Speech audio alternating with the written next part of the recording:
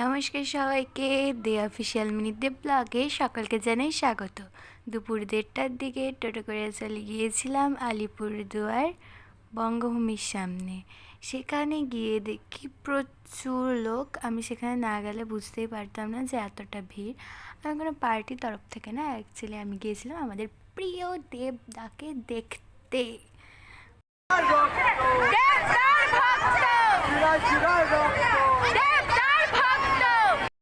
এদিকে স্লোগান হচ্ছিল আর আমি দাঁড়িয়ে দাঁড়িয়ে শুনছিলাম। আর ইতিমধ্যে আমাদের সামনে চলে আসলো আমাদের সকলের প্রিয় দেবদা।